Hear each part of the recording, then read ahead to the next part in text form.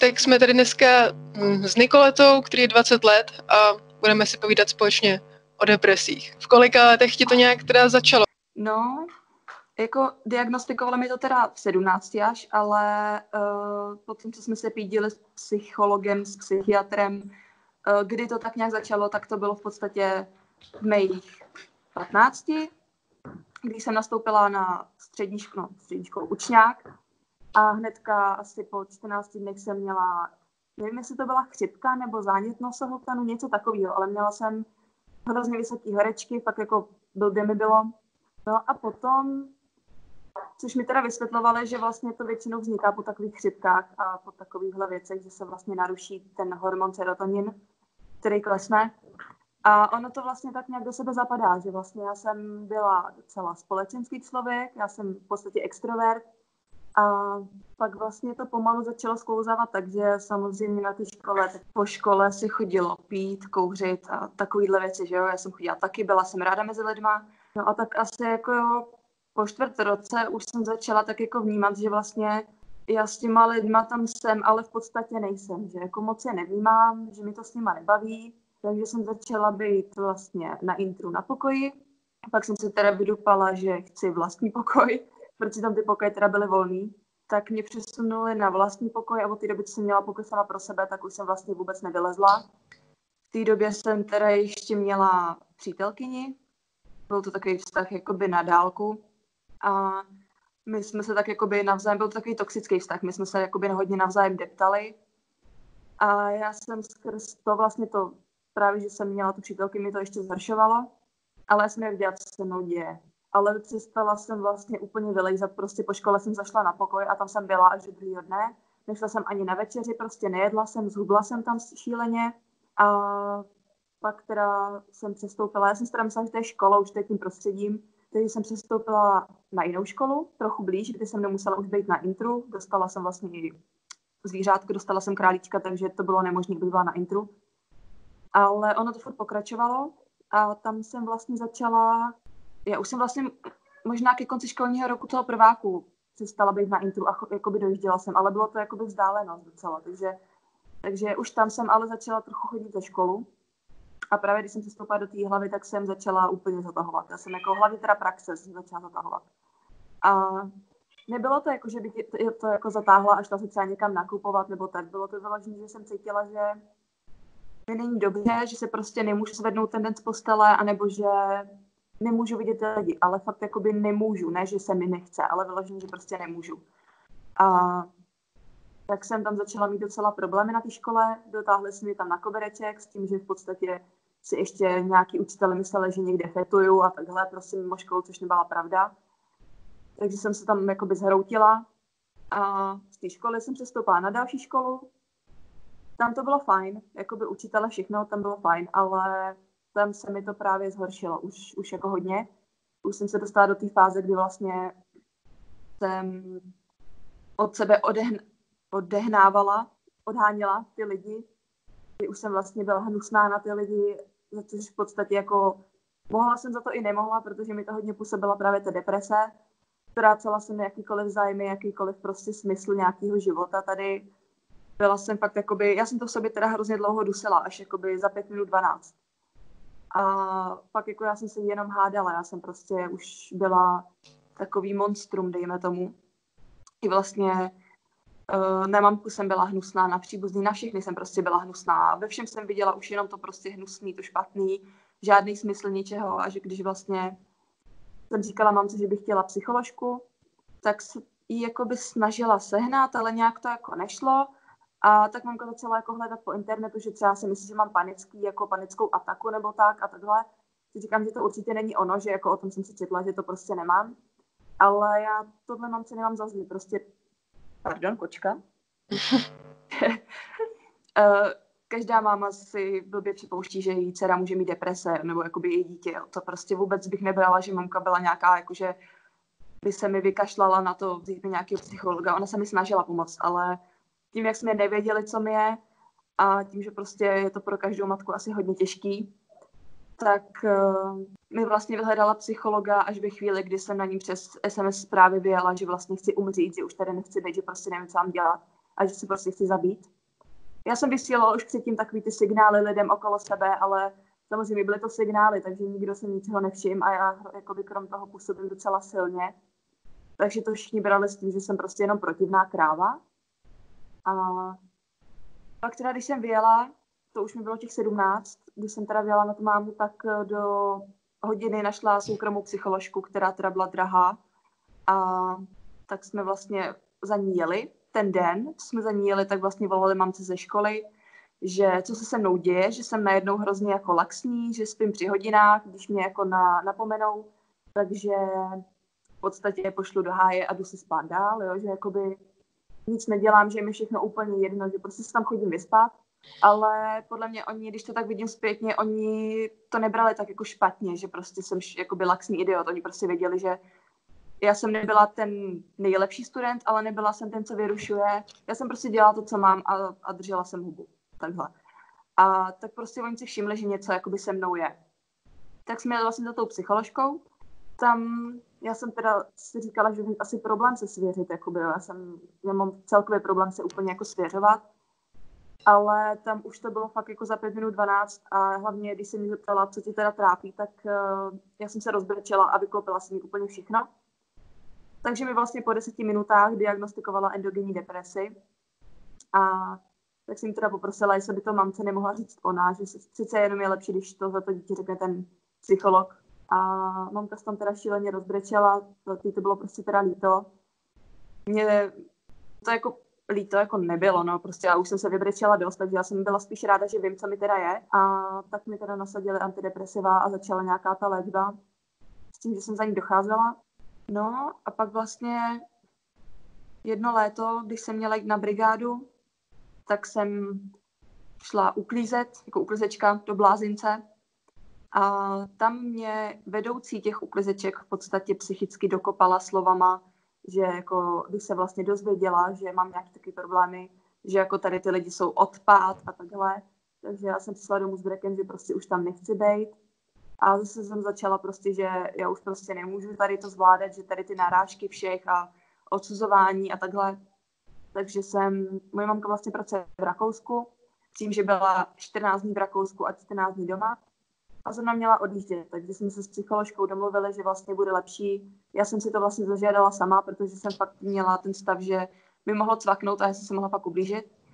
Takže jsem sama řekla, že se nechám hospitalizovat na těch 14 dní teda, po tu dobu, co mamka bude v Rakousku, aby vlastně ona měla klid v té práci, že si nic neudělám a abych já měla vlastně klid. Jo, že jakoby se nic nestane. No a tam teda shodou okolností pracovala ta psycholožka, k který jsem chodila. A ona mě zachránila v tu chvíli, co jsem měla ty deprese. Ale potom na tom Blázinci, budu tomu říkat Blázinec, protože tam to tak pak vypadalo, tak se mi tak jako hezky vybarvila, že v podstatě mi dala najevo, že jo, ty jsi nějaký odpad, nějaký blázen tady, jo, vůbec tě nemusím vnímat. I ty doktoři, i to chování personálu tam bylo teda jako hrozný, jako jo. A to kde jsi byla přesně?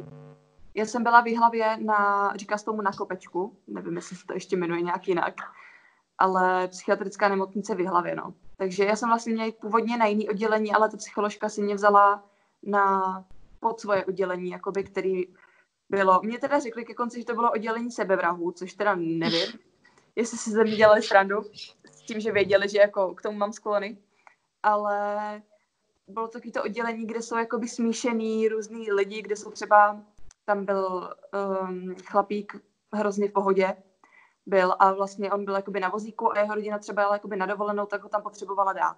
Jakoby, jo, že on se tam jako neléčil, ale byl tam jakoby v úschovně. No, potkala jsem tam jakoby hodně lidí, kteří měli fakt jako různý poruchy, různý takovýhle věci. Byl tam vlastně schizofrenik a takhle, takže to tam bylo tak jakoby smíšený. Nebylo to vyloženě třeba, jak jsou oddělení třeba alkoholiků a oddělení třeba vyloženě lidí, jsou třeba mentálně na tom jako 5letý dítě a takhle, jo, bylo to prostě jako smíšený. No. Ale teda dostali mě z toho, jako nedostali, ale byla jsem víc v pořádku díky těm lidem, ale absolutně ne díky personálu teda, to vůbec. Ty mi to tam spíš teda zhoršovaly ty stavy. Ke konci už jsem teda fakt na sílu tlačila, jak jsem v pořádku, i když jsem vůbec nebyla, aby se nestalo to, že si mě tam nechají jako díl, aby se nerozhodli, že jako ty potřebuješ ještě léčbu. Měla jsem z toho takový strach, že jsem prostě na sílu tlačila, jak jsem v pořádku, jakoby, jo. A to jak jsi říkala, že se ti to spustilo po horečce? No, jakoby, ono to začalo jakoby hrozně pomaloučku, jakoby přímo potom ne, ale prostě tak jako po kručcích to přicházelo, jo, že prvně jsem si říkala blbej den, blbá nálada, jo, ale ono to pokračovalo a stupňovalo se to, ale vlastně, když jsme se tak nějak viděli po tom, kdy to začalo, tak tady to je vlastně nejpravděpodobnější možnost, že prostě to začalo tímhle, protože pak jakoby po té nemoci jsem začala být taková, dřív jsem taková vlastně nebyla, no. To já ani právě nevím, že se může ten serotonin snížit nějak po horečce. No ona mi vlastně vyprávěla, že snad jako, jestli ty viry nějak napadnou ten hormon, vím, že jakoby mi říkají často, že tohle může vlastně vzniknout po nějaký horečce, po nějaký nemoci, po chřipce třeba, jo, že jako fakt to ten člověk schytá takhle blbě. Takže takhle mi to teda vysvětlovali oni, no, já nejsem jako psycholog. Takže. Jo. A co bylo dál po té léčebně? Potom jsi se léčila ještě dál u té psycholožky? No, právě tam, jak se mi vybarvila, tak ona teda řekla, jako jo, ty už jsi, jak viděla, že to tlačím na sílu, a tak řekla, jo, ty už jsi v pořádku, už si hledej práci, jakoby, jo. Protože jsem vlastně přerušila školu a říkala jsem vlastně, že teda půjdu pomoct teda mamce třeba finančně, budu pracovat. A tak mi teda řekla, jakoby, že ať si hledám práci a ať teda za ní chodím ještě na terapie, ale já potom, jak se mi tam jakoby vybarvila, tak už jsem úplně nechtěla, pak mi byla jakoby nepříjemná. Už jenom jí vidět mi bylo hrozně nepříjemný. Takže jsem řekla, že tam budu chodit, no nechodila jsem tam teda už. A dělala jsem tu největší kravinu a to, že jsem vlastně šla pracovat do fabriky s depresema, kde je vlastně ranní, odpolední, noční a plus samozřejmě nepříjemný vedení, fakt jako hrozně nepříjemný a 8 hodin na nohou s tím, že se člověk nepostaví, to je super. Ale z začátku to bylo docela fajn. Jo, z začátku jsem říkala, jo, dobrý, ale pak se to tam začalo tak různě míchat, jo, vyhazovat lidi, nabírat nový lidi a já vlastně skrz tu depresi jsem schytala ještě takový ty sociální fobii menší, jo, ne, že bych nevylezla z domu, ale prostě, že se bojím, nějaký ty úzkosti a když mě pak házeli z jedné pracovní linky na druhou každý den, tak se mi to teda v tu chvíli hrozně zhoršilo, protože nejen, že jsem byla vystresovaná, třeba jsem pak zvracela ze stresu, že jdu mezi cizí lidi, teď prostě pak jako cizí lidi, teď po tobě vlastně blbě čumějí, jo, mají prostě narážky. Samozřejmě se tam dělají nějaký čerpadla a na každý lince se dělá jiný typ. Takže já jsem šla na jednu, kde jsem se musela do 3 minut zaučit rychle a když mi to nešlo, když jsem něco podělala, tak samozřejmě celá linka na mě koukala, že jo, takže to mi nepřidalo, ale já jsem vlastně neodcházela z té práce s tím, že super, zvládla jsem to, ale odcházela jsem s tím, že už jsem vlastně věděla, že další den půjdu zase mezi cizí lidi a zase jsem byla vynervovaná a takhle to šlo třeba jakoby 2 měsíce v kuse. Že pak jsem vlastně nespala, i když jsem byla hrozně unavená, já jsem nespala, zhubla jsem zase stresem, pak jsem začala mít prostě z toho nedostatku spánku, jakoby spánkový paralýzy a tady ty věci. Posledně jsem tam teda vydržela 8 měsíců, což je teda hodně, si myslím na to, že mám tady ty deprese. A fakt jako odešla jsem až ve chvíli, kdy už jsem fakt každou směnu přemýšlela, že prostě půjdu domů a hodím si tu mašli, že už to prostě nezvládám. A bylo, že jsem třeba fakt 8 hodin přemýšlela nad tím, jak se zabiju, jakým způsobem, prostě jak to udělám. Pak jsem přišla domů, trochu se to uklidnilo, říkám, ještě to vydržím, prostě ještě musím kvůli mamce, prostě jo. Pak už jsem teda se to nedalo zvládat, takže jsem jakoby odešla. Ale poslední měsíc už jsem jako žila na sušenkách z automatu a kafe, což taky není úplně dobrý, nemít nějakou stravu. A hlavně díky těm směnám, když to bylo přeházený, že jeden den odpolední, druhý den třeba volno, pak zase 2 dny třeba noční, tak já jsem přestala brát antidepresiva. Ale nevědomě, já jsem prostě na to zapomínala skrz ty směny. Já jsem většinou brala ráno, jenže když přijdu po noční, tak já si málo kdy jsem si vzpomněla vlastně, že hele, tabletka. Takže já jsem ji vlastně přestala brát a pak jsem si to uvědomila, že už ji vlastně neberu a bála jsem se je brát jakoby znova, protože jsem nevěděla, co to bude mít za účinky, přitom v podstatě nic, jakoby, jo, v podstatě znova se to nastartuje, třeba by mi bylo týden blbě, ale jakoby nic jakoby víc z toho, ale právě to i to k tomu hodně přispělo, že jsem vlastně přestala brát ty antidepresiva a psycholog, teda, který mám teďka, tak na mě koukal jak na blázna, že jsem šla do fabriky a ještě jsem přestala brát antidepresiva. Teď už si to zpětně taky uvědomuji, že jako obojí byla docela blbost, ale já jsem viděla ten plat, že tam byl fakt jako dobrý plat, tak jsem byla slepá k tomu, že mi to prostě zhorší ten stav, no. A jiná práce úplně nebyla jakoby v dohlednu, tady to bylo fakt jakože nejbližší, co se dalo. A pomohlo ti ty antidepresiva hodně, když se začala brát? Ono, to jako není úplně, že by to toho člověka uzdravilo, je to prostě taková berlička, aby mohl prostě žít a nějak fungovat, ale, nebo aspoň co se z mého hlediska týče, Ale určitě já jsem teda začala být trochu pozitivnější, jakoby začala jsem, já mám teda jako asentry, což jsou docela jako, mě sedly, jo, jakoby zkoušeli na mě ještě něco jiného, ale to nevím přesně, co už bylo, ale tady ty mi sedly asi nejvíc, jakoby, jo. Jo, teda jako díky nim, tak já si třeba jako víc zvednu z té postele, než předtím, to už jsem pak jako ležela docela, už jsem přicházela do té těžké deprese, kdy už jsem vyloženě ležela. A tady to mě zase tak jako trochu zvedlo a zase jsem prostě začala být taková jako komunikativní, zase jsem jakoby začala víc třeba chodit mezi ty lidi, ale furt je to jen taková berlička, jakoby, jo, nesrovnalo mě to úplně, jakoby, že necítím se, že bych tu depresi neměla. Jenom prostě mi to trochu taková ta berlička, no, trochu mi to jakoby pomohlo v něčem, no. A na co třeba myslíš, když máš ty deprese?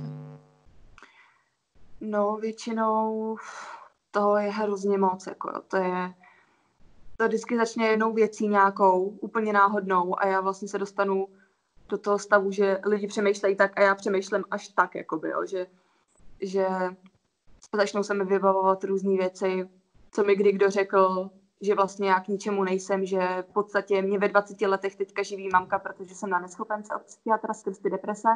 A takže já si přijdu prostě jako ta přítěž té mámy, prostě, že beze mě by jí bylo líp, beze mě by prostě bylo všem líp, že prostě já jsem to něco, co si v podstatě nezaslouží jako žít, jo. I když to není pravda, ale ten mozek to prostě posílá tak, že to ta pravda je, že prostě když takový ty okolní kravinky, jako jsi hnusná, jsi k ničemu, nic neumíš, nic v životě nedokážeš, ty skončíš jako nějaká prostě pod mostem, jo, a takhle.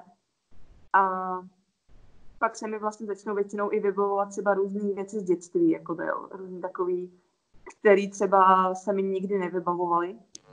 Až než mi přišla ta deprese, jo, začala jsem třeba vybavovat vlastně domácí násilí, kterým jsme se s mámkou prošli. Začalo se mi vybavovat v podstatě šikana od učitelky na základní třídě, hnedka v první třídě vlastně. Pak já jsem to byla do 2. třídy, pak jsem musela odejít na jinou školu kvůli tomu, že jsme se přestěhovali, ale ta učitelka mě v podstatě šikanovala, zesměšňovala před tou třídou do takové míry, že jakoby já jsem, vím, že jsem měla třeba jak jsou ty diktáty a různé věci, vím, že jsem měla třeba stejný počet chyb jako kamarádka, ale já jsem dostala horší známku, jo, a vždycky ukazovala na mě jako na tu tupou. A vlastně do té míry, že já jsem měla úkoly, ale já jsem je neukazovala, já jsem vždycky radši řekla, že ten úkol nemám. A samozřejmě já jsem byla za tu blbou, ale přišlo mi to furt lepší jako tomu dítěti,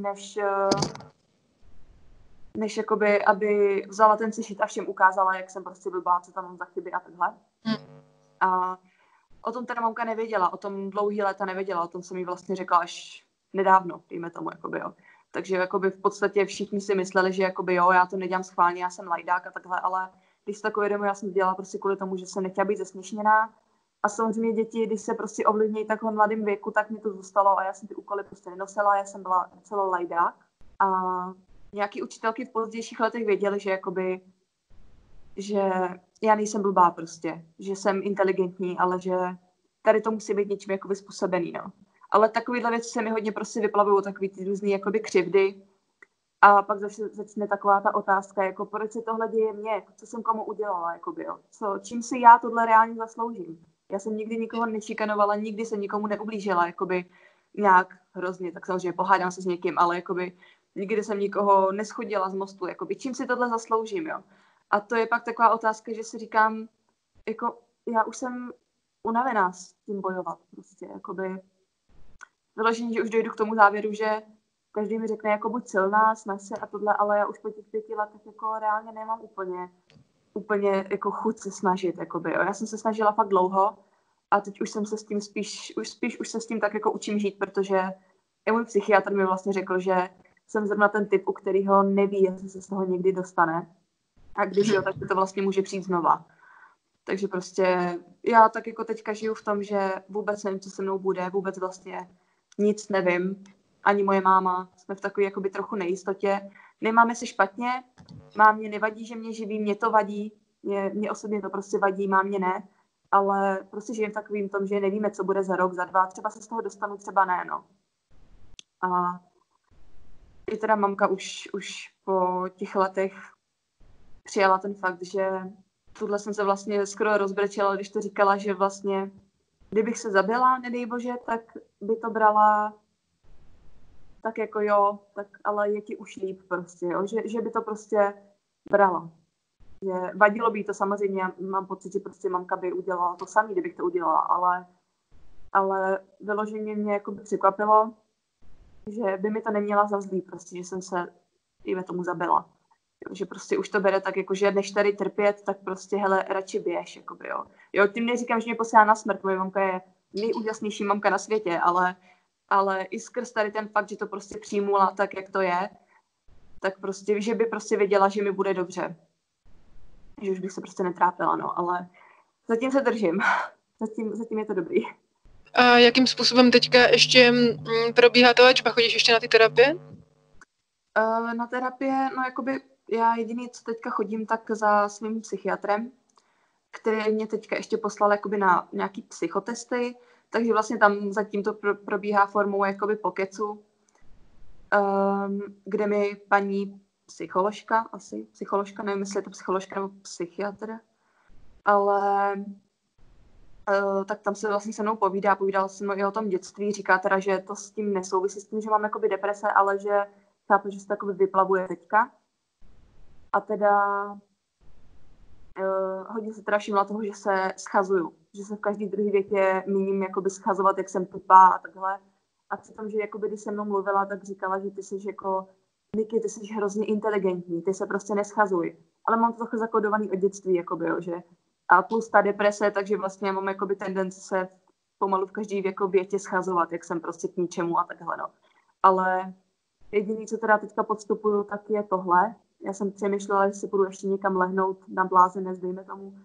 Ale určitě mě tam nepomáhají ty léčby, ale pomáhá mi to prostředí, že vlastně člověk je odseknutý od těch starostí, od toho světa, tady od toho města, kde žije, od těch lidí a takhle.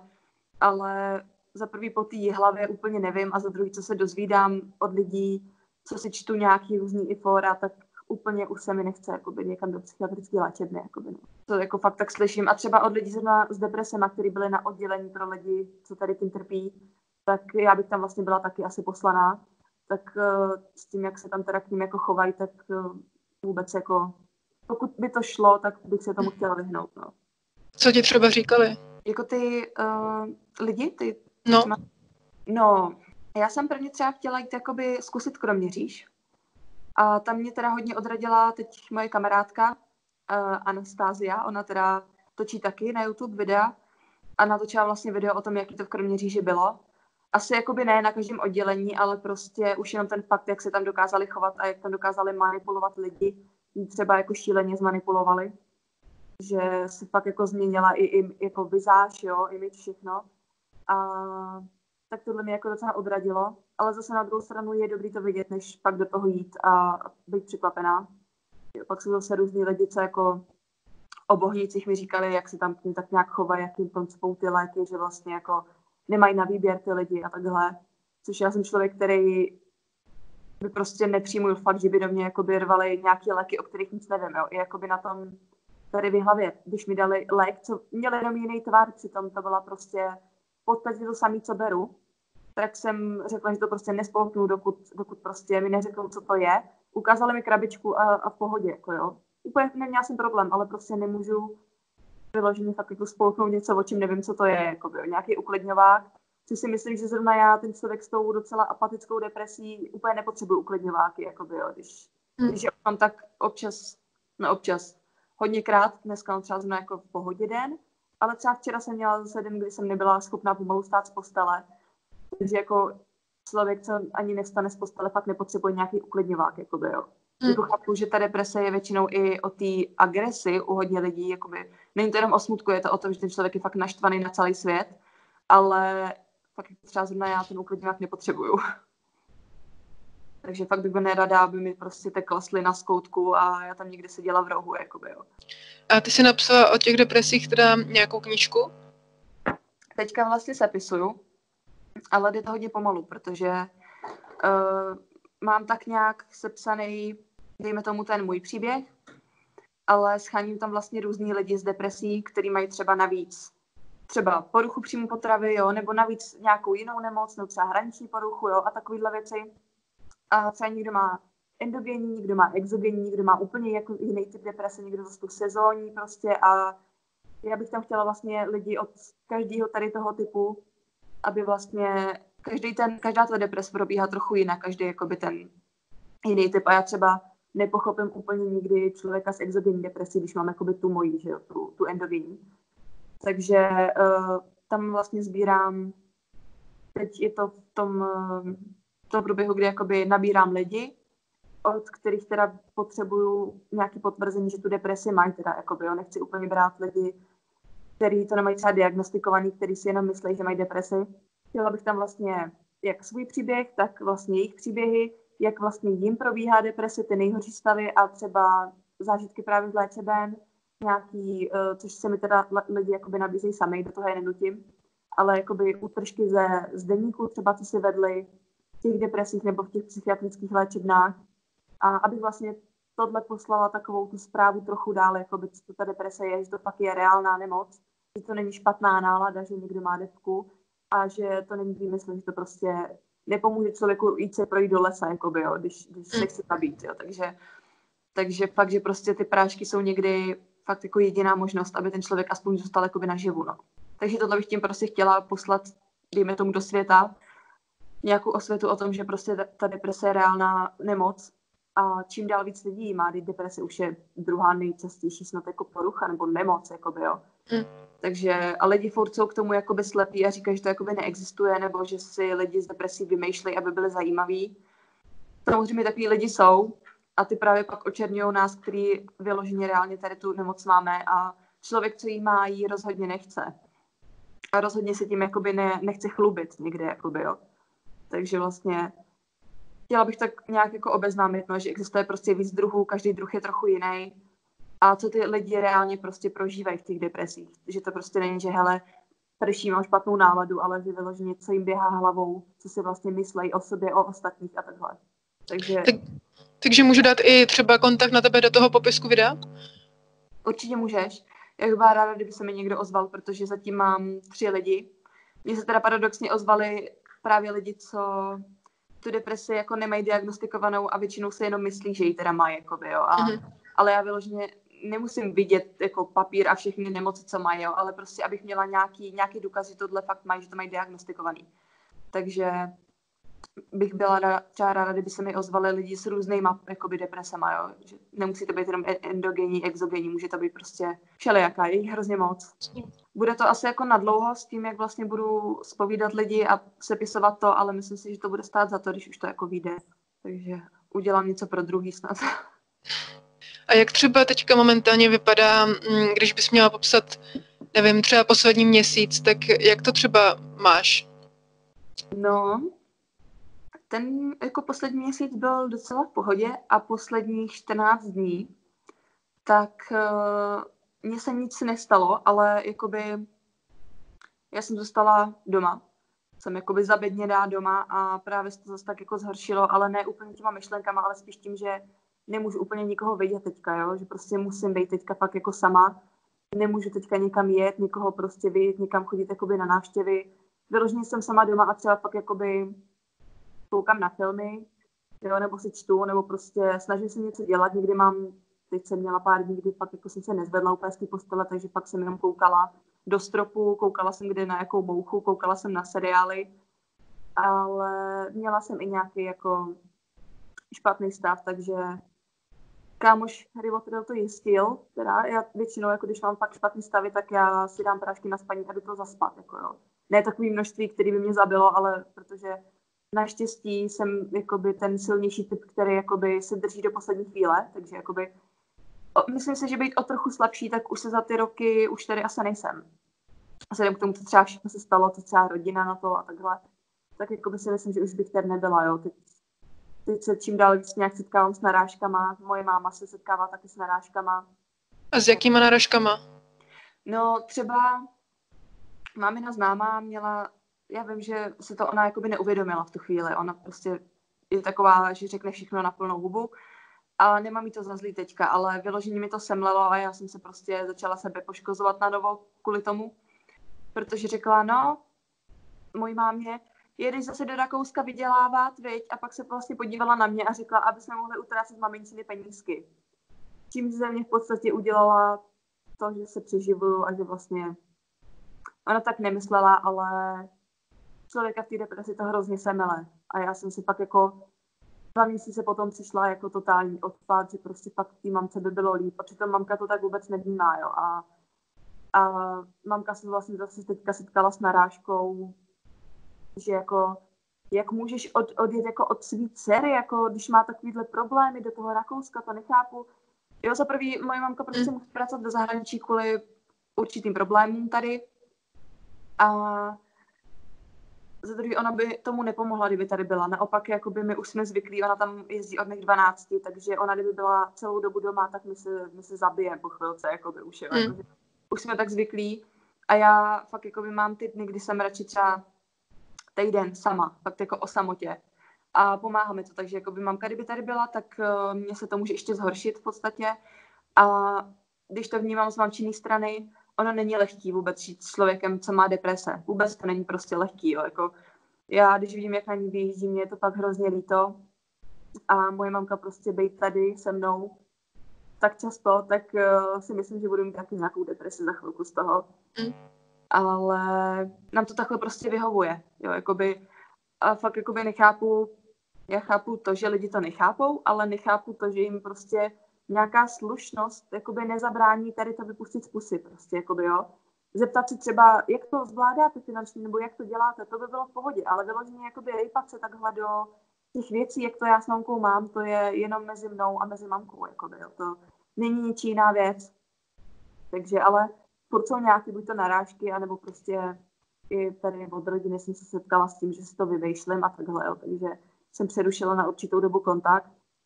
Podle mě oni to ani nějak nevnímali, ale teď už to dejme tomu jako v pohodě. Ale jako člověk v depresi takováhle sebe menší narážka, která nemusí znít jako zlé, tak mu může pak jako ublížit, jakože hodně.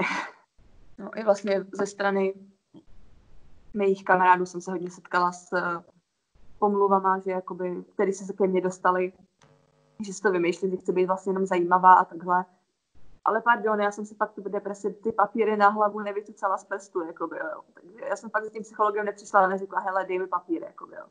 To byl fakt jako dlouhý proces a když jako musí člověk kvůli tady tomu přerušit i školu, kterou prostě já nechci být člověk bez školy. Já si prostě chci strašně dodělat a jak budu mít možnost, tak si ji dodělám. Ale teďka mi prostě říkají psychiatr mi říká vlastně, že teď to ještě není úplně dobrý nápad, protože já se můžu vrátit do školy a za půl roku mi to chytne znova. Jo, takže jakoby to berou lidi, takže já jsem se v podstatě vyhnula práce, vyhnula všemu, ale už nevidí to, že jako já jsem mladá holka, jako já bych si ráda přivydělala, jako já bych ráda chodila do práce, bych ráda byla normální. Jo, ale tohle už prostě nikdo nevidí, no. Všichni to berou tak, jako že teď nic nemusím, tak vlastně já se mám dobře, nic takhle vyhovuje, ale vůbec to není pravda. A teda uvažují o mě teda i o invalidiáku, protože prostě vůbec neví, jak z toho dostanu, jestli se z toho dostanu a teď vlastně jsem v pozici, kdy už vlastně 2 roky, kdy nejsem totálně schopná pracovat, jakoby, jo. Já bych jeden den mohla jít do práce, když budu mít dobrý den, mohla bych jít do práce, ale třetí den nevstanu z postele absolutně. I když prostě bych měla tu myšlenku, že musím, ne, já bych prostě nedokázala, jakoby, to lidi moc nevidí, ale člověk, co fakt jako se stane třeba ležákem, což mě se úplně nestalo, jako já jsem měla to stádium, kdy už jsem začínala trochu, jo, ale člověk pak vyloženě se může stát ležákem a musí mu i na záchod pomáhat, musí ho tady třeba krmit, jakoby, jo. A pak už to ty lidi vidí, že třeba možná mu něco teda je, jakoby, jo. Ale na tohle si třeba musím hodně dát pozor, protože já tady právě do té kategorie docela sklouzávám občas. Už vlastně mi to přechází třeba jednou za rok, že už mi to pak třeba přechází do toho stádia, kdy vlastně už ležím a už jakoby jenom existuju, že prostě už je pro mě všechno těžký, no. A jaký máš jako první myšlenky ten den, kdy nemůžeš vstát z postele? Takový jakoby, no, že se teda vzbudím a je to takový, že já prvně cítím jakoby tělesnou únavu, jakoby hroznou tělesnou, i když jsem třeba předtím den nic nedělala, jakoby, jo, nemám to z nějaký práce, ale cítím to, že vlastně je mi za těžko pohnout s rukou, jo. Někdy mi bylo za těžko prostě i dejchat, přitom je to podvědomý reflex, jo, ale prostě tlak na hrudníku a tohle a vlastně je mi prostě za těžko se vůbec nějak pohnout, vůbec teda vstát, mluvit s někým a ty první myšlenky jsou takový jako dneska prostě budu ležet, nechte mě bejt, já prostě nemůžu nic dělat, jakoby, jo. A tím pak, jak vlastně člověk leží a čumí do toho stropu nebo na seriál, který ani nevnímá, tak mu zase jedou ty myšlenky, jo. Jakože jsem ležák pomalu, ježišmarja, co jsem dokázala, jsem k ničemu a jsem přítěž, nemůžu tady bejt, všichni zatěžuju a takhle, no. Takže pak se ten člověk jakoby nesnáší, no. Ale vyloženě pak prostě, když se zbudím a vím, že jako nevstanu ten den, tak už se začínám nenávidět pomalu ten den, jakoby, už začínám mít ty myšlenky, že ty jsi hovno, ty jsi taková sprostý slova prostě, jako jo. Už vyloženě to je do té nenávisti sama k sobě, no. A jestli chceš, že si by si chtěla nějak nastínit třeba, jak jsi to měla v tom dětství, když jsi říkala, že jste prošli domácím násilím. No, já jsem teda prošla psychickým, mamka prostě prošla fyzickým. Jo, byl to člověk, který prostě samozřejmě tady ty typy těch násilníků, oni se tváří, že jsou vlastně úžasní, oni taky působí, jakoby, jo. Já ho nechci nasknout z toho, že je psychopat, protože psychopati nemusí být jakoby vůbec špatný lidi většinou, jakoby, jo, ale podle mě možná nějaký ten faktor tam byl, že možná něco psycho tam vlastně bylo. A ještě on vlastně měl takový zvláštní dětství, že jakoby, asi chápu, proč jakoby se tak choval, proč to byl vlastně ten násilník. No, mamku teda třískal jako hodně. Já jsem o tom teda moc nevěděla, jakoby, já jsem třeba slyšela, že se hádají hrozně často, že on teda chodil ožralej. A slyšela jsem hádky, já jsem teda nevěděla o tom, jaký byl, co jí dělal, že prostě byl schopný škrtit a takhle. To jsem se dozvěděla až právě v pozdějším věku a měla jsem teda vyloženě chuť za tím člověkem mít a ale zabít ho. Jo, protože jako, když vaší mámě někdo něco dělá, to je jako něco takové, to je hrozný. A já jsem byla spíš pod tím psychickým násilím, no, jakoby psychickým týráním teda, no. Že já jakoby už si hodně z toho nevybavuju, protože já si myslím, že ten mozek mi to nějak podvědomě prostě zamkl, že prostě, abych na to nemyslela, jakoby, že už si to vybavuju fakt jako matně, ale vím, že v dobu, kdy jsme od ní odcházeli ten poslední den, tak máma vlastně utekla, jakoby, oni se hádali, že jo, Potter si stoupil, bývalý nevlastní Potter si stoupil ke mně do pokoje, málem dal mamce pěstí, ta se teda vyhnula, utekla k sousedům zavolat policii a vlastně ona jakoby věděla, že on mě jakoby neublíží fyzicky. On se vlastně se mnou zavřel v pokoji a začal mi vyprávět vlastně vyloženě spát do hlavy, jak vlastně je máma špatný člověk a co kde udělala a tohle a jak si mě kupuje a že on je vlastně ten dobrý a jako, pak vlastně zvonila policie na dveře, on zamkl, že jo, takže já jsem brečela na posteli, mě bylo 9, 10, tak nějak a no, 9, 10, 11, tak nějak, no. A já jsem byla prostě malý dítě a já jsem prostě brečela, já jsem v tu chvíli se snažila jakoby ho uklidnit a říkala jsem věci jako, ale já vás mám ráda oba stejně, jakoby, já mám ráda i tebe, tatínku, já jsem ho nenáviděla, jo.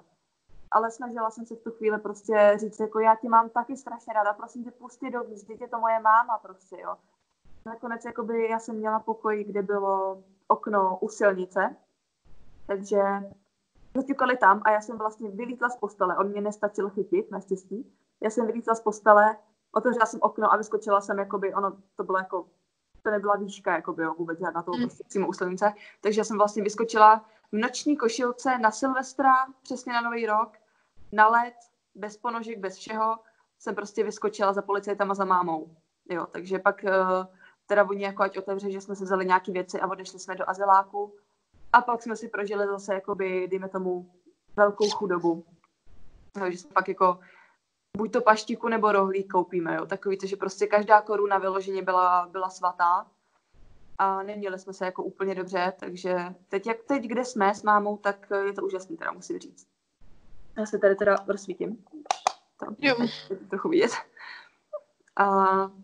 A já se prostě bojím, že nějaký ty věci právě se mi ještě jakoby vyplaví, no, do budoucna, jakoby tam se stane, že se mi vyplaví nějaká taková věc z toho mozku, že on vlastně dělal tohle a tohle, jako jo, že. Ale v podstatě mě týral i tím, že já jsem se, když jsem věděla, jaký je už, tak já jsem prostě se každý večer bála o tu mamku.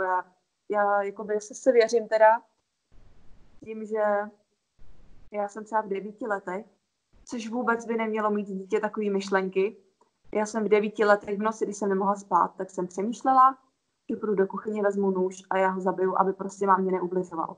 Jo, což je hrozný, kdo by o mě řekl, že jsem psychopat, ale bylo to vyloženě, že já jsem měla hrozný strach o tu mámu a já jsem prostě vyloženě přemýšlela, že třeba, když ho zabiju já, tak prostě on už mámě neublíží, jakoby, jo, že nebylo to z toho, že bych ho chtěla zabít, že bych ho nesnášela, ale byl tam prostě strach o tu mámu, že prostě jednou se probudím a ona bude jako mrtvá a on u ní bude někde sedět, jakoby, jo. Jo, což tak vůbec třeba nemuselo být, ale potom, co jsem se dozvěděla, jakoby pak, co se našel přítelkyně, tak jednou málem podřízl, jo, a tohle, tak on se prostě nezměnil. A my jsme vlastně odešli s tím, že my jsme neměli kam jít, takže my jsme šli vlastně do azyláku. A my jsme odešli už dřív, ale fakt tam byl ten faktor, že my jsme neměli kam absolutně, my jsme prostě byli bezdomovci, jakoby, jo. A nakonec jsme odešli s igelitkama v ruce a druhý den jsme vlastně si šli domluvit do azylového domu, jestli nás přijmou a přijali nás. Tam jsme si olízali ty rány a teď vlastně bydlíme tady zpátky v mém městečku, kde jsem vyrůstala a máme se jakoby nádherně. Jako oproti tomu, co jsme si zažili, tak se fakt máme nádherně. A zkoušela jsi třeba nějakou terapii formou hypnozy, že by se zvracela zpátky do těch vzpomínek? Přemýšleli jsme o tom s mamkou teda, že tohle by nebylo špatný zkusit, ale museli bychom vyloženě najít někoho fakt jako dobrýho, aby mi tu psychiku ještě nějak víc jako nerozdrbal. Protože já ač tak třeba nepůsobím na první pohled, tak já jsem vevnitř jakoby hrozně rozházený člověk. Jako fakt tu psychiku mám hrozně zlou. Nebo hrozně špatnou. A právě bych jako nerada, i moje mamka by nerada, aby mi to právě třeba někdo ještě více rozházel. Takže jsme se o tom bavili, že bychom to zkusili, ale zatím jsme jakoby nenašli nikoho, kde by to vyloženě jako uměl a dělal to. Aspoň teda tady v okolí ne teda, takže ale vůbec to jakoby nezamítáme, jakože chtěla bych to zkusit. Už jakoby kvůli sobě, kvůli mamce si myslím, že by to nebylo špatný prostě, jo. Člověk pak, když jako ví, tak se i jakoby líp vyrovná trošku tady s tím, jakoby, jo, než když prostě mám půlku toho dětství tak jako zahalenýho a pak se mi najednou vyplaví nějaká věc a já jsem z toho měsíc jako v háji, co se vlastně stalo, jakoby, jo. Jo, co třeba se mi vyplavilo nedávno, že jakoby já jsem od malička byla hrozně odstrkovaný dítě, jo, že prostě já jsem nebyla zlá, já jsem prostě byla, když to tak řeknu, já jsem byla i krásný dítě, já jsem byla krásná holčička.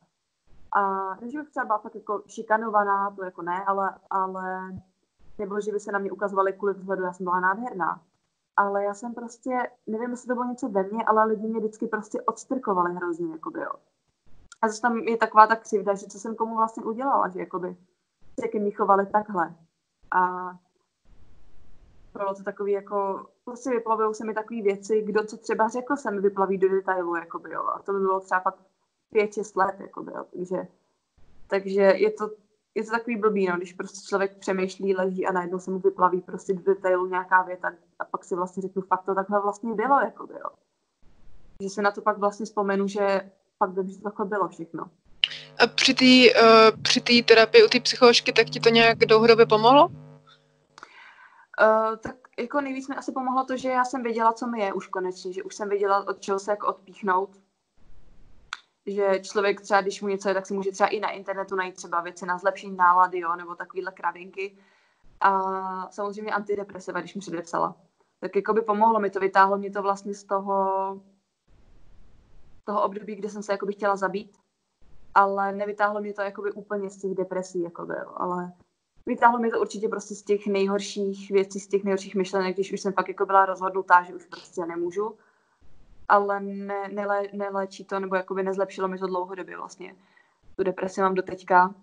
No, já jsem myslela spíš, jestli jste tam řešili třeba na té terapii právě nějak jako to příčinu, nebo jestli jste tam rozebírali to dětství. No, jakoby rozebírali, ale nikdy mi neřekli, že by to byla právě ta příčina. Že já jsem to jakoby uzamkla v sobě a vlastně tady to přišlo až po strašných letech a vlastně jakoby nepřišlo to tím stylem, že bych se najednou vzpomněla, že se něco takového dělo vlastně. Jo. Já jsem tady na ty věci z dětství jsem si vzpomněla reálně, až když jsem tu depresi měla a pak jsem jako přemýšlela do hloubky. Takže jakoby se nepřišlo na to, že by to bylo tady z toho, ale určitě nějaký podíl teďka třeba to na tom má, že vlastně se mi buď to vyplaví ty věci, anebo si prostě tak nějak vzpomínám, brouzdám to myslí, jako jo, a zhoršují se mi ty stavy tady díky tomu. Ale že by to byla vyloženě příčina, to asi jako úplně ne. To prostě jsem schytala jenom tak jako další ránu, aby se neřeklo, no tak mi tam ještě flákli tu depresi někdo tam nahoře. Tak jsem prostě řekl, tady máš ještě tu depresi, to prostě jako není málo. Takže jako... Ale zhoršuje to určitě jakoby tady ty věci, co se staly, za což nemůže moje máma. Absolutně moje máma je prostě hrdinka, ta pro mě vždycky dělala to, co se dalo, to nejlepší. Ona se vždycky snažila, aby vlastně mě se to co nejméně dotýkalo, třeba, že nemáme peníze, jo, nebo že prostě něco, třeba s tím fotrem, to takhle bylo. Ona se vždycky snažila prostě, aby se to třeba vybil právě na ní, aby mě nechala jakoby bejt. Takže jenom ty vzpomínky, no to prostě takhle zhoršujou. Co si myslíš, že je takový nejdůležitější ještě, aby lidi věděli o Rex depresi? Když nad tím přemýšlím, tak je to vždycky hrozně moc, to bych chtěla říct, ale jakmile to mám říct, tak nevím.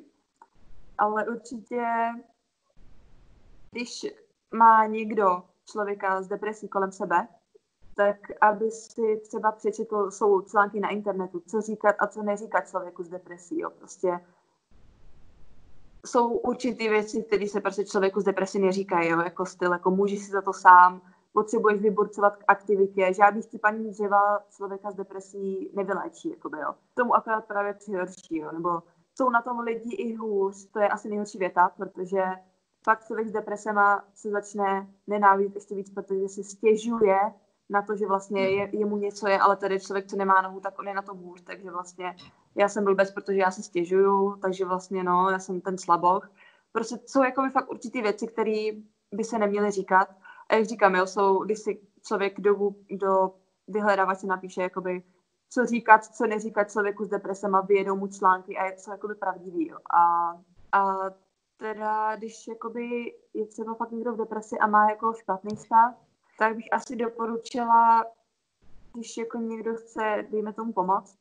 Ono to bude znít bizárně, ale jakoby mě, jakožto člověku, který, já jsem vlastně postnula na Facebook status o depresích a od té doby se mi ozývají lidi, takže v podstatě jim dělám psychologa, dejme tomu, že mají třeba dítě s depresí, takže jim pomáhám. Nebo reálně prostě někdo má depresi, tak se o tom se mnou povídá, potřebuje pomoc. Což mi vlastně psychiatr řekl, že jsem v mnoha ohledech lepší než vystudovaný člověk, protože tomu rozumím, že jo. Tak člověk, co má právě depresi a má nějaký blbý stav, opravdu nechce slyšet, že svět je nádherný, svět je úžasný, žijí, má to smysl, jasně, má to smysl, ale prostě lepší je s tím člověkem přijít a říct, hele, já vím, že je to na houby, prostě fakt máš pravdu, je to na houby, ten svět je zkažený, ale jsem tady s tebou, já jsem tady s tebou, rodina je tady s tebou, jo. Jakoby neříkat, proč člověk v depresi jako si řekne, hele, kravina, jakoby, jo, kravina, že ten svět je krásný a že všechno bude lepší, jako jo. Člověk z depresi to většinou vidí fakt tak, jako, že tu budoucnost černě, ale je lepší prostě přiznat, jakoby, že někdo chápe, že mám tu depresi, takže bych to brala tak, jako, že jo, ty chápeš, že je to na houby, jo, tak teď je mi líp, že to někdo chápe, jo, i když ten člověk to nechápe třeba, ale prostě aspoň to řekne. A takový to jako, že my jsme tady s tebou ty lidi, ta rodina je tady s tebou, my tě podržíme, jo, fakt dát najevo, že on tady v tom fakt není sám, jo, že prostě třeba kdykoliv mi zavolej nebo takhle. Jo, že prostě nenalhávat tím lidem nějaký krásný pohádky, protože ty lidi ví, že to tak není. A zjistit si určitě teda věci, co říkat nebo co neříkat tím lidem. Spíš teda ty věci, co neříkat, protože těch je teda hodně. A co jsem si taky zažila teda jako s tím, že já jsem tady pijavice, co z mamky saje prachy, přitom nejsem zpratek, co řekne, mami, kup mi boty za 2 litry, to bych si jako nedovolila. Ale vyloženě prostě mě živí jako jídlo a takhle, jo, jakoby tady základní věci. A samozřejmě mamka někdy něco koupí, protože to udělá radost i jí, ale není to tak, že bych si luskla a máma mi něco koupila, jakoby, jo. Takže jsem si vyslechla, že jsem prostě pijavice, že jako se v podstatě přiživuju, že se mi nic nechce, že jsem jenom líná a že se za to můžu sama a že moc myslím negativně a nikdy neříkat člověku s depresí mysli pozitivně, to je nejlepší věta, nad tím už se většinou jako směju. To je hrozně úžasná věta, jako jo, to vždycky říkám, jo, tak proč jsem na to za těch 5 let nepřišla myslet pozitivně, proč tady žeru prášky, jakoby, jo, když můžu myslet pozitivně. fakt jenom hlavně si prostě vyhledat ty věci, co říkat, co neříkat, jakoby, jo. Nebo jak se k tomu člověku třeba chovat. Fakt jsou toho plný články, plný internet, takže jakoby a neříkat lidem, že antidepresiva jsou sračka. Pardon, že to tak říkám, jo, ale sračka, protože třeba ty antidepresiva v mém případě jsou důvod, proč ještě jsem tady. To je prostě jediné, co mi pomohlo. A to jsem zkoušela všechno možný, i nějakou alternativní medicínu, jo, všechno. Ale jediné, co mi pomohlo, jsou ty tabletky. A je to chemie, ale chemii berou i lidi, co prostě berou prášky na spaní každý den, jakoby, jo. Ale na ty se neukazuje, protože je to na spaní, jo. Ale prostě je to chemie jako chemie, takže jistě, jako nějakým způsobem to zdraví jako ovlivňuje, třeba ledviny, myslím, nebo něco, teď nevím, nějaký orgán, ale furt lepší prostě brát ty prášky, brát tu chemii a být tady, než prostě se trápit vyloženě a nebo prostě byla bych radši, kdyby člen mojí rodiny bral prášky a byl tady, než aby prostě se zabil, jakoby, jo. Takže ať nad tím lidi přemýšlejí trochu takhle, taky jsem si schytala nějaký, jako, že tady beru nějaký jako předepsaný drogy, tak jako proč si nedám tady trávu, když je to taky droga, jo.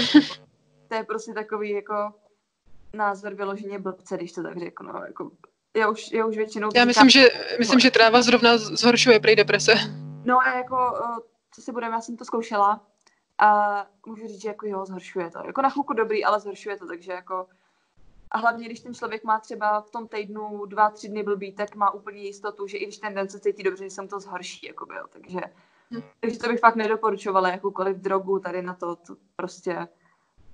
Na tady ty problémy, když ještě bere ten člověk právě ty antidepresiva, ještě s těma práškama, když to smíchaný, tak to prostě ne, to bych nedoporučovala, no, jako v tomto případě.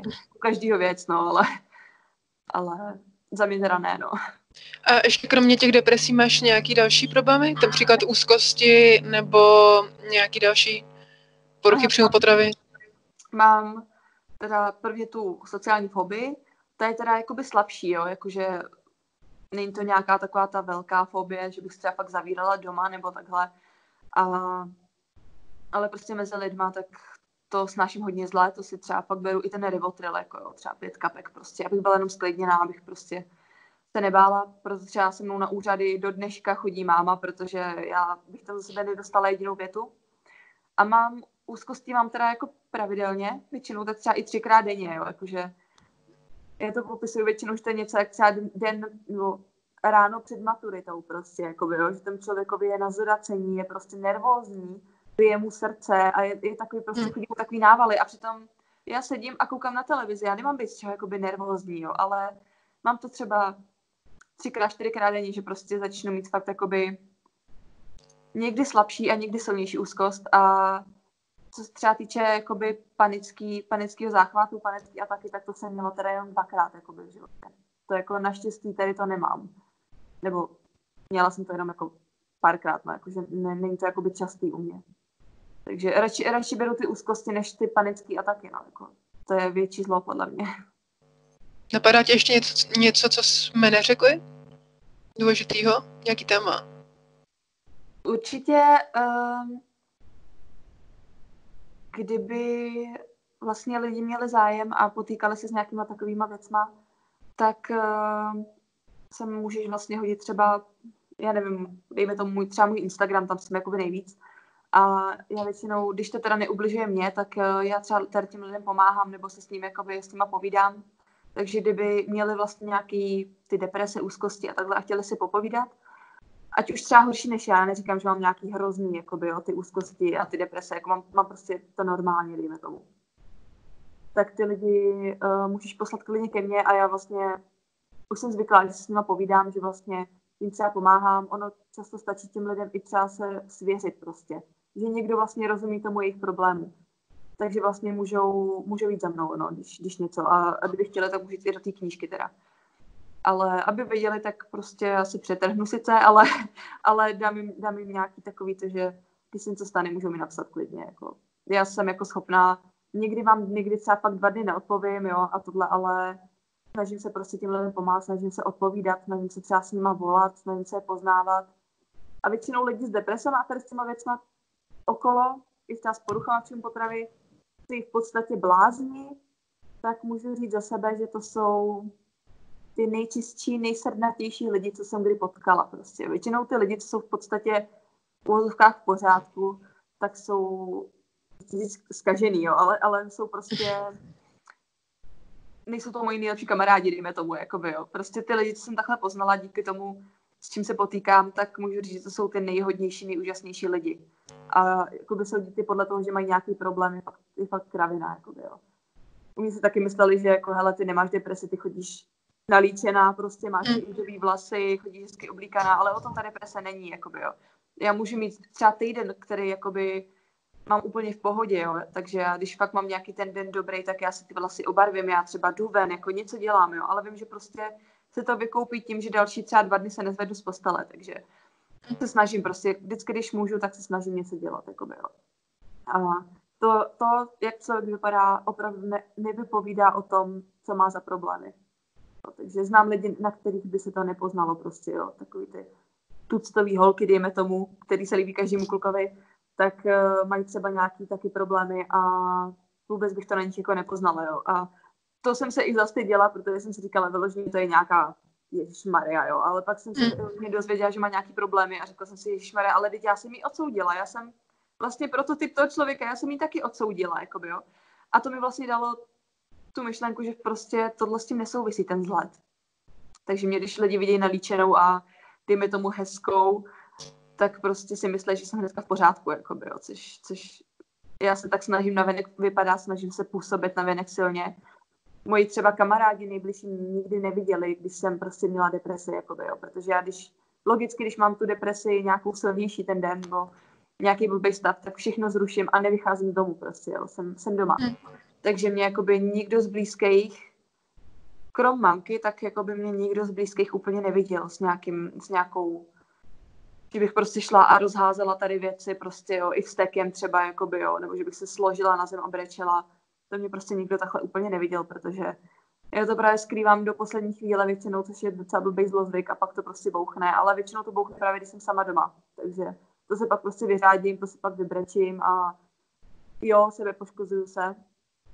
To prostě si myslím, že to už je dneska i móda, jako jo, to jako dělá hodně lidí, ale není to pokus o sebevraždu, já se jenom jakoby, je rozdíl mezi tím fakt si podřezat a jenom se jako sebe poškozovat, dejme tomu škrábat se něčím, jo. Což jakoby i moje mamka řekla, hele, radši se poškrábej žiletkou, než aby se prosekala žíly a umřela, že jo. Což je lepší, prostě já nemám jiný způsob, jak si ulevit, ono ne každý mi pomáhá takový to, tak si z toho vymaluj, tak si z toho vykresli, tak běž ven na procházku. U mě prostě nic takového nepomáhá, takže já vyloženě potřebuju občas cítit tu bolest, prostě občas z té viny, tak mi tohle pomůže, že jo. Takže jakoby každému pomáhá něco jiného, no, ale ne na všem platí takový to, vem si plátno a vymaluj se z toho. To jsem zkoušela jsem všechno možný, jakoby, ale ne, jako, nic moc nepomáhalo. Tak to, no, ale snažím se být jako už kvůli těm lidem, kterým třeba pomáhám, tak se prostě snažím být i jakoby silnější, no. A vím, že třeba v tuhle chvíli, kdybych se na rovinu zabila, tak já se beru tady tím naději i třeba stovci dalších lidí, kteří prostě mě berou jako tu pomoc. Že prostě, hele, ona má taky depresi, ona to docela zvládá, ještě tady pomáhá těm lidem, jakoby, jo. A kdyby se mi něco stalo, tak já tím lidem seberu, dejme tomu ta naději. To mi právě i hodně lidí psalo. Takže, ale mám i ty dny, kdy prostě napíšu, hele, promiň, ale prostě dneska na tom nejsem dobře, jo, můžu to být třeba i 2 týdny, ale když můžu, tak se snažím vždycky prostě pomoct, komunikovat s těma lidma a tak to je asi tak jako asi všechno. To se vždycky rozkecám.